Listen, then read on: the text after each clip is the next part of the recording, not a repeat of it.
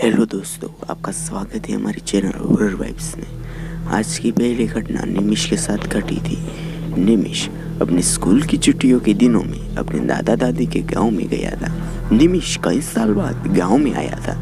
उसने अपने गांव को देखे सालों हो गए थे। निमिष अपने दादा दादी के पास आके खुश हो गया था।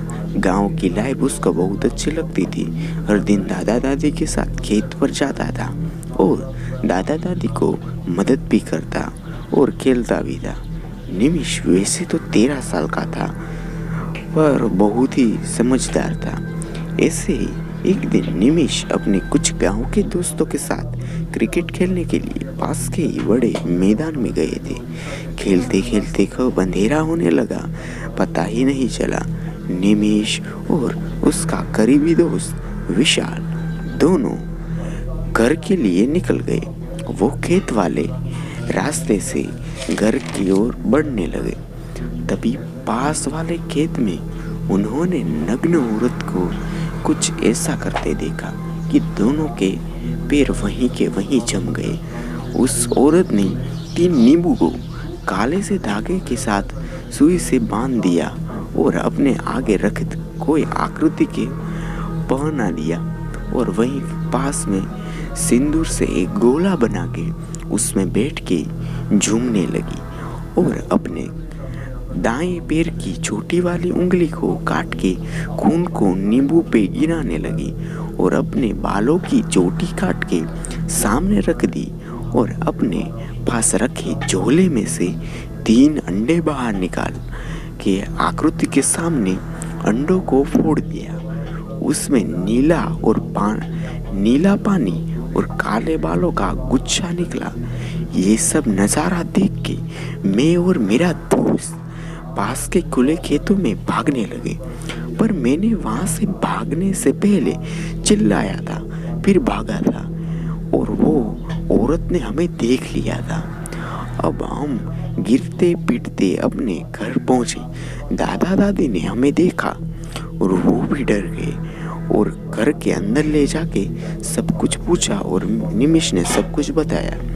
तभी निमिष का शरीर तपने लगा। गांव के वैद्य को बुलाया और उसने दवाई दी और वो चला गया।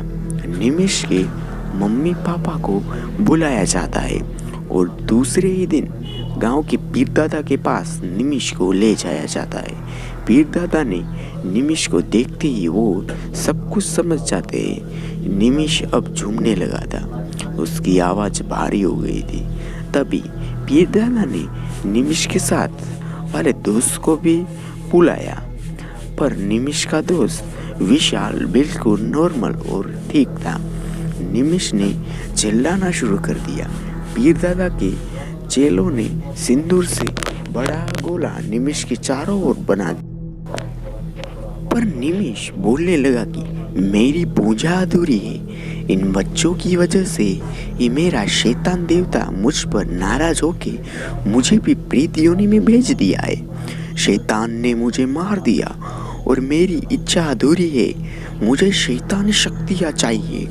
पर तभी पीर दादा ने अपना चाबुक मंगवाया और निमिष के अंदर की डायन को 3 चाबुक मारे और उसके चारों ओर गोले को भागे पर मिट्टी का तेल डाल के जलती माचिस की तीली से आग लगाई और गंगा जल मंगवा के कुछ मंत्रों का उच्चारण करके उस गोले में गंगा जल के छींटे डाले तभी चारों ओर लगी आग बुझ गई और निमिष बेहोश हो गया।